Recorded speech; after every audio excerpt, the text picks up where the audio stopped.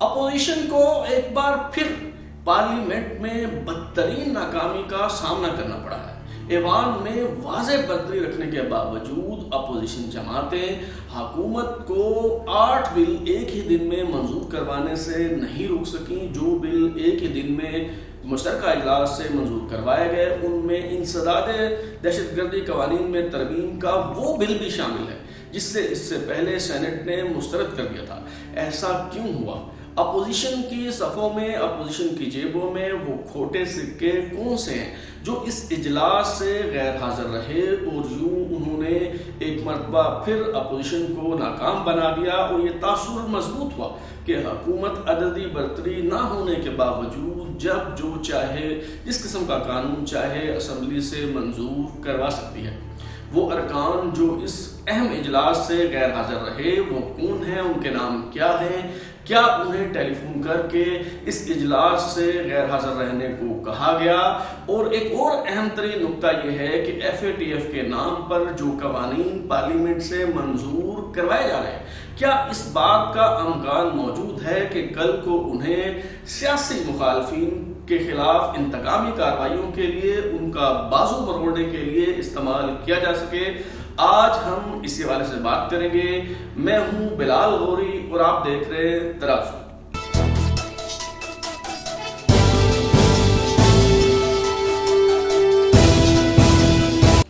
یہ پہلا موقع نہیں ہے کہ اپوزیشن کو ایوان میں واضح عددی برتری کے باوجود ناکامی کا سامنا کرنا پڑا۔ اس سے پہلے بھی کئی بار ہم یہ مظاہرہ دیکھ چکے ہیں۔ چیئرمین سینٹ اور ڈپٹی چیئرمین سینٹ کا انتخاب ہو یا پھر چیئرمین سینٹ کے خلاف تحریک عدم اعتماد، ان مواقع پہ ہم نے دیکھا کہ عددی برتری کے باوجود اپوزیشن جماعتیں ایوان میں خاص مواقع پہ اپنی اکثریت ثابت نہیں کر سکیں۔ شاید یہ وہی کھوٹے سکے ہیں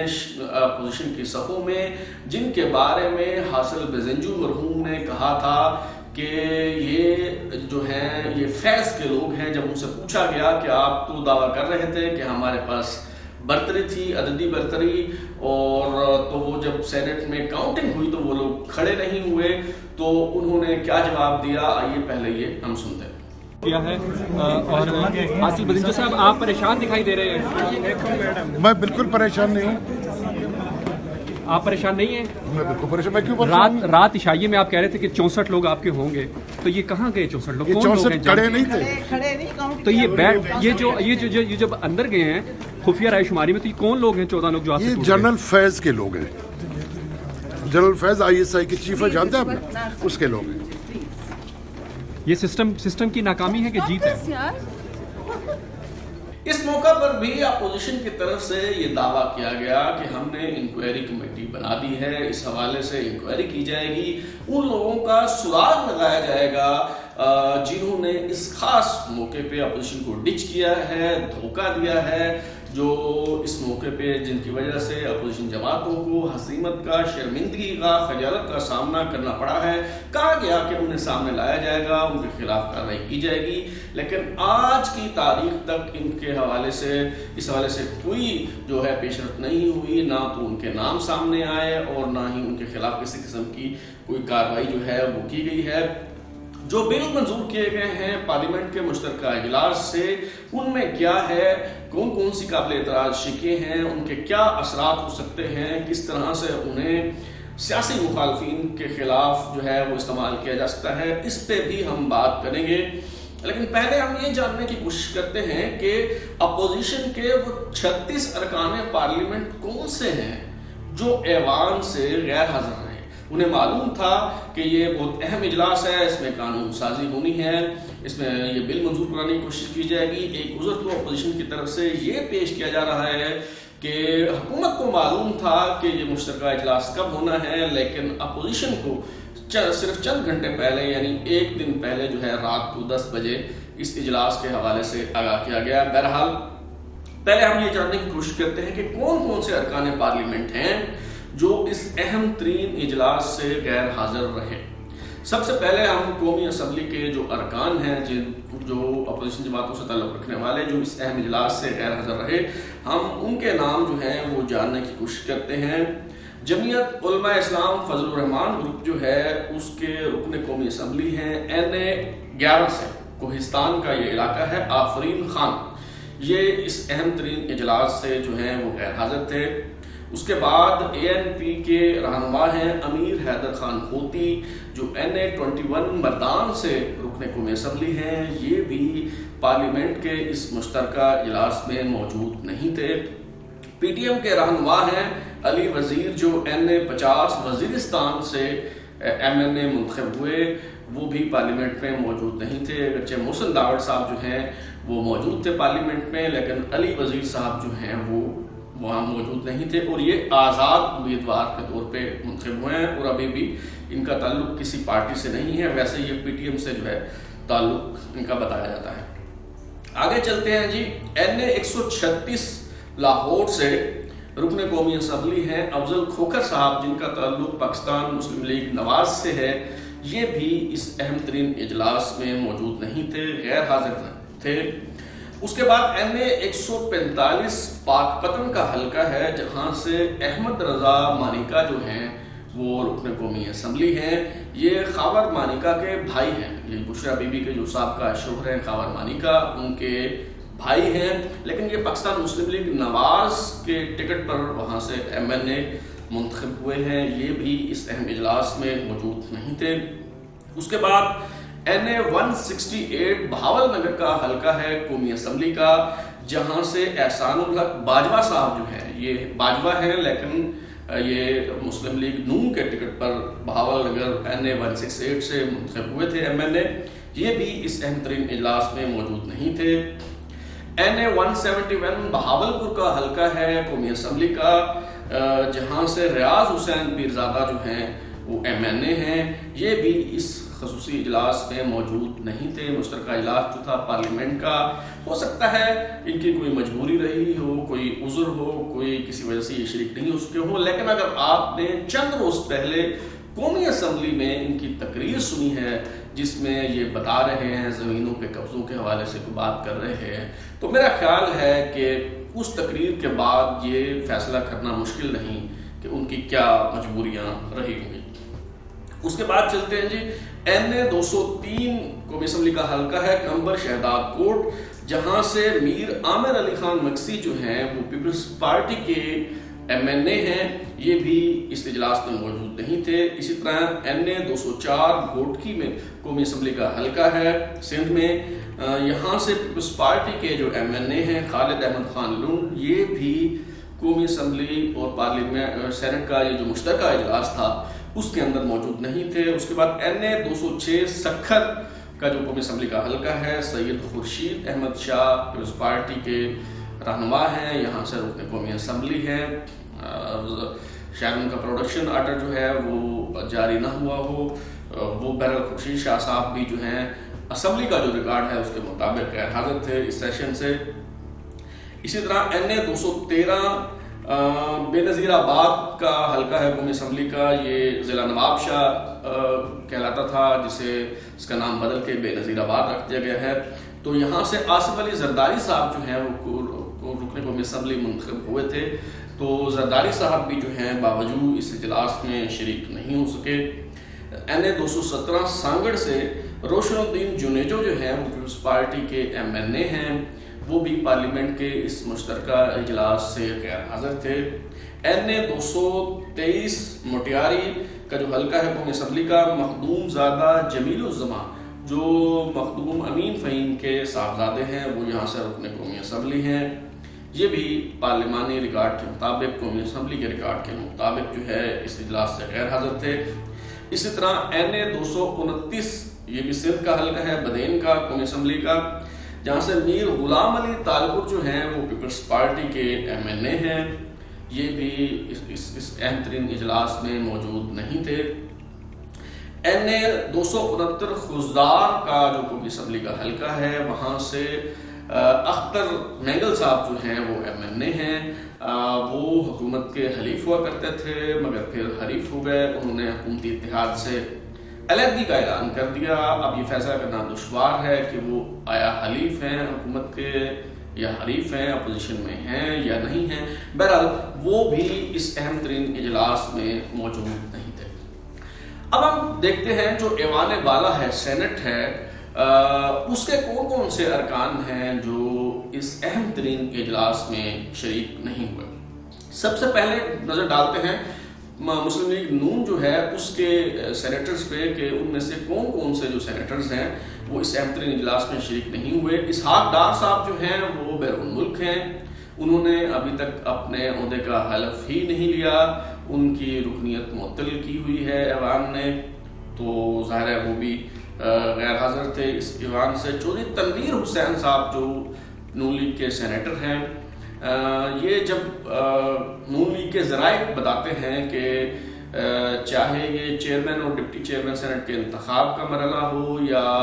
چیئرمین سینٹ کے خلاف تحریک عدم اعتماد کا جو ہے وہ معاملہ ہو، یہ ان تمام معاملات میں ان کا جو کردار ہے وہ مشکوک رہا ہے۔ اور اب یہ جو مشترکہ اجلاس تھا اس میں بھی چودھری تنویر حسین جو ہیں وہ شریک نہیں ہوئے۔ کلثوم پروین صاحبہ بلوچستان سے مسلم لیگ نون کی سینیٹر ہیں، یہ بھی اس اہم ترین اجلاس میں موجود نہیں تھی، غیر حاضر رہیں۔ ان کا کردار بھی نہ صرف مشکوک رہا بلکہ جب چیئرمین اور ڈپٹی چیئرمین سینٹ کا انتخاب ہوا تو انہوں نے پارٹی پالیسی سے ہٹ کر ووٹ دیا۔ خود انہوں نے تسلیم کیا کہ انہوں نے ڈپٹی چیئرمین سینٹ کے جو امیدوار تھے پیپلز پارٹی کے تسلیم مانوی والا، ان کو انہوں نے ووٹ دیا، اور مسلم لیگ نون نے جو اس امیدوار کو کھڑا کیا تھا اسے انہوں نے ووٹ نہیں دیا۔ جو تحریک عدم اعتماد تھی چیئرمین سینٹ کے خلاف، اس میں بھی کم و بیش ان کا یہی کردار رہا، لیکن اس کے باوجود پارٹی کی طرف سے کسی قسم کی کوئی کارروائی جو ہے فلور کراسنگ پہ بھی ان کے خلاف نہیں کی گئی۔ بیگم نجمہ حمید صاحبہ جو ہیں وہ سینیٹر ہیں مسلم لیگ نون کی، وہ اس اجلاس میں موجود نہیں تھی۔ سلیم ضیاء صاحب جو ہیں وہ سینیٹر ہیں مسلم لیگ نون کے، وہ اس اجلاس میں موجود نہیں تھے۔ صابر شاہ صاحب جو ہیں وہ بڑے اہم رہنما ہیں خیبر پختونخوا سے مسلم لیگ نواز کے، ہو سکتا ہے ان کی کوئی مجبوری رہی ہو لیکن وہ بھی اس اہم ترین اجلاس میں موجود نہیں تھے۔ راحیلہ مکسی صاحبہ جو ہیں یہ اسلام آباد کی نمائندگی کرتی ہیں ایوان میں، اور مسلم لیگ نون کے جو ٹکٹ پہ یہ سینیٹر منتخب ہوئی، مسلم لیگ نون کی سینیٹر ہیں یہ بھی اسلام آباد میں یعنی کہ پارلیمنٹ کا اجلاس ہو رہا تھا، اور اسلام آباد سے جو دو سینیٹر ہیں جو اسلام آباد کی نمائندگی کرتے ہیں مسلم لیگ نواز کے ٹکٹ پہ منتخب ہوئے، یہ دونوں اس پہ موجود نہیں تھے۔ راحیلہ مکسی صاحبہ بھی موجود نہیں تھی، اور سردار محمد یعقوب خان ناصر جو ہیں وہ جو اسلام آباد کی نمائندگی کرتے ہیں اور مسلم لیگ نون کے ٹکٹ پہ سینیٹر بنے، وہ بھی موجود نہیں تھے۔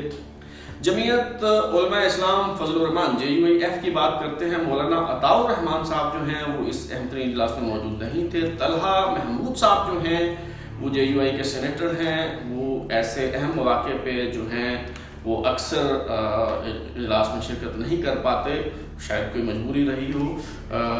وہ خود ہی بتا سکتے ہیں، اس کی وضاحت کر سکتے ہیں۔ بہرحال میں تو صرف وہ نام سامنے لا رہا ہوں کہ کون کون ارکان جو ہیں وہ غیر حاضر تھے۔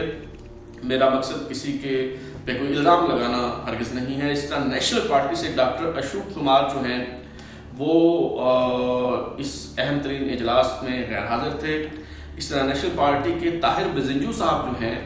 وہ اگرچہ اس اجلاس میں موجود نہیں تھے لیکن سینٹ کا جو ریکارڈ ہے اس کے مطابق وہ چھٹی پہ تھے، لیو پہ تھے، وہ ابسینٹ نہیں ہیں۔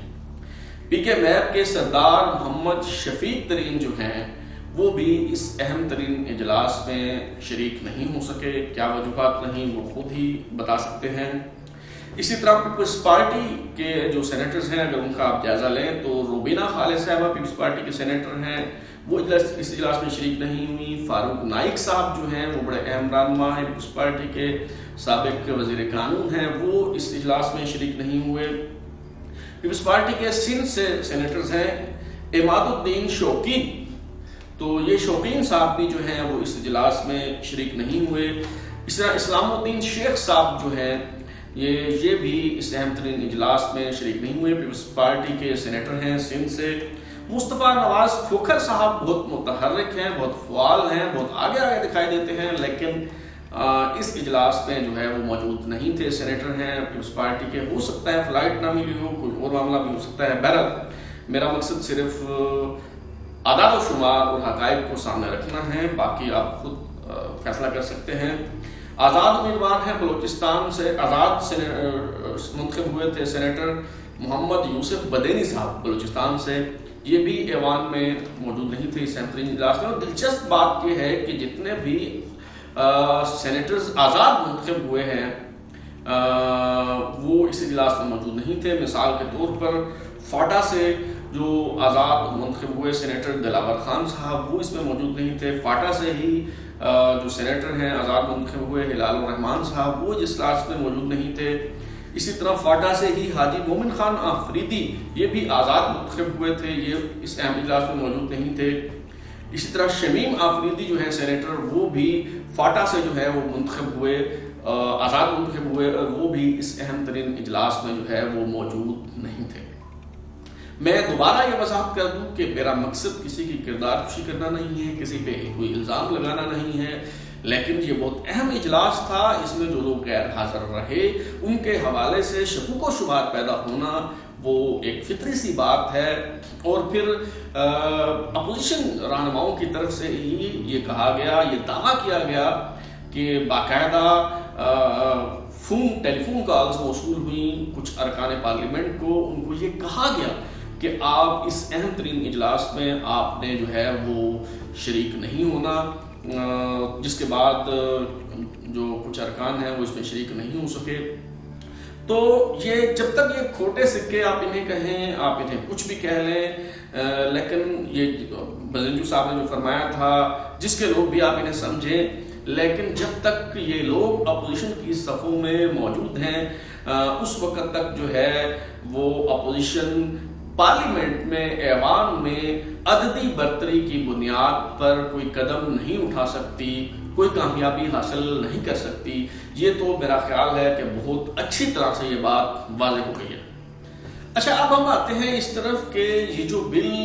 منظور کروائے گئے ہیں، بتایا جا رہا ہے کہ یہ FATF کی طرف سے جو ہے وہ تجویز کردہ بل ہیں، ان کی طرف سے مطالبہ کیا گیا ہے کہ یہ قدم آپ کو اٹھانے ہیں، یہ قانون سازی آپ کو کرنا ہے، تو اس کے بعد ہی آپ کو جو ہے وہ گرے لسٹ سے نکالا جائے گا۔ لیکن کیا واقعی یہ جو قوانین بنائے جا رہے ہیں یہ FATF کے جو مطالبات ہیں ان کی روشنی میں ہی بنائے جا رہے ہیں، یا FATF کی آڑ میں جو ہے اپنی مرضی کی قانون سازی کرنے کی کوشش کی جا رہی ہے؟ سابق وزیر اعظم شاہد خاقان عباسی صاحب جو ہیں وہ واضح طور پہ یہ بتا چکے ہیں کہ جب اس والے سے اجلاس ہوا تو ایک بل سامنے آیا جس میں جو جبری گمشدگیوں کا معاملہ ہے، جو ایبڈکشنز کا معاملہ ہے، اس کو لیگلائز کرنے کی کوشش کی گئی۔ ایک بل سامنے آیا جس میں بتایا گیا تھا کہ بغیر کوئی وجہ بتائے کسی کو بھی 120 دن کے لیے غالباً یا 180 دن کے لیے جو ہے وہ اٹھایا جا سکتا ہے بغیر کوئی وجہ بتائے، بغیر کسی عدالت میں پیش کیے۔ اور جب اپوزیشن کی طرف سے پوچھا گیا کہ یہ کیا ہے تو پھر وہ بل جو ہے وہ واپس لے لیا گیا اور کہا کہ یہ غلطی سے شامل ہو گیا ہے، یہ FATF کا حصہ جو ہے وہ نہیں ہے۔ ابھی جو بل ریجیکٹ کیا تھا سینٹ نے اور پارلیمنٹ کے مشترکہ اجلاس میں حکومت وہ منظور کروانے میں کامیاب ہو گئی ہے، اس میں جو ایک بل ہے وہ اینٹی ٹیررزم ایکٹ جو ہے 1997 کا، اس میں ترمیم کا بل ہے۔ اس کی جو سیکشن 19B ہے اس کے بعد ایک اور سیکشن کا اس میں جو ہے وہ اضافہ کیا گیا ہے 19C، اور یہ سیکشن جو کہتی ہے کہ جو انویسٹیگیشن آفیسر ہوگا منی لانڈرنگ کے حوالے سے جو کام کر رہا ہوگا یا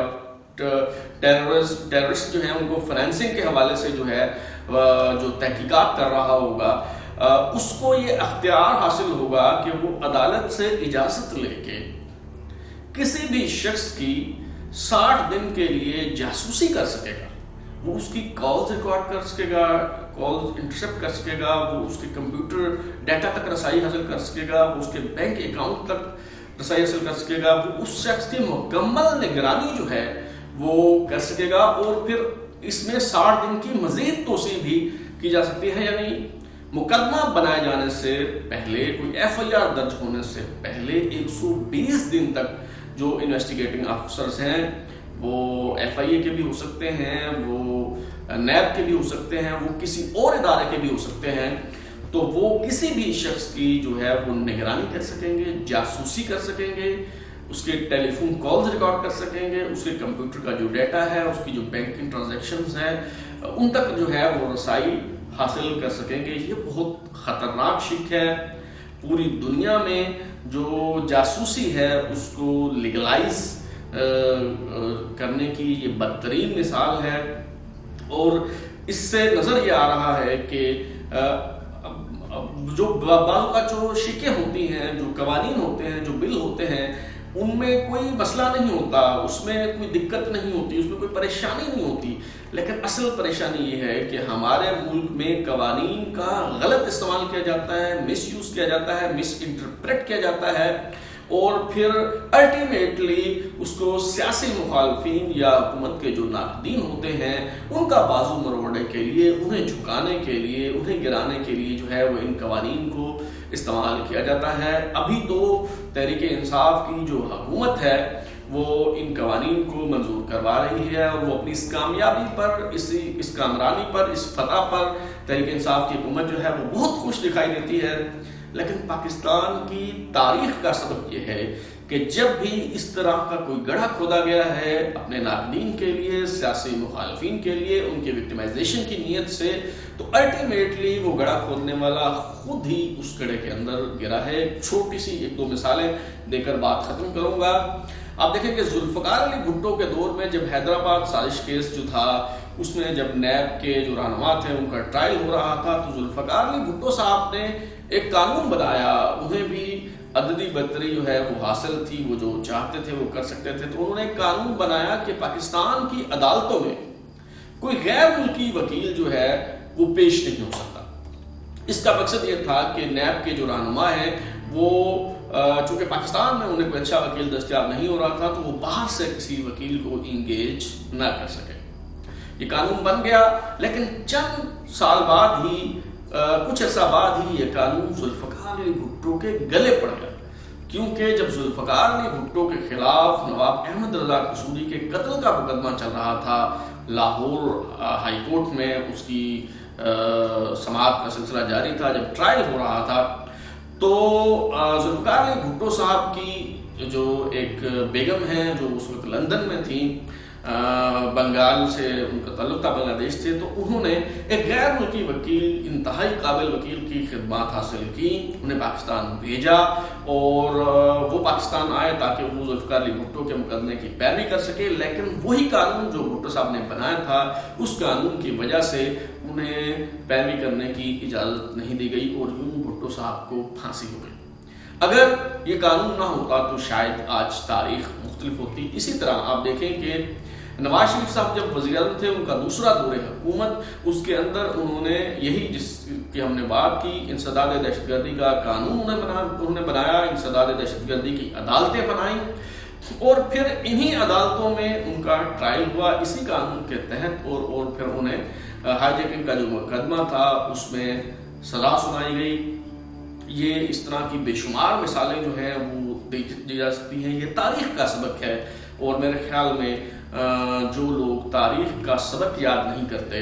وہ پھر تاریخ اپنے انداز میں انہیں یہ سبق پڑھاتی ہے اور یاد کرواتی ہے۔ اب تک کے لیے اتنا ہی، بلال اوری کو اجازت دیجیے۔ اگر آپ کو ہمارا پروگرام پسند آیا تو اسے لائک کریں، کامنٹ کریں، شیئر کریں، اور ہمارا چینل ترازو سبسکرائب کرنے کے بعد بیل آئیکن ضرور دبائیں تاکہ آپ کو نئی ویڈیوز کے نوٹیفیکیشنز ملتے رہیں۔ بہت شکریہ۔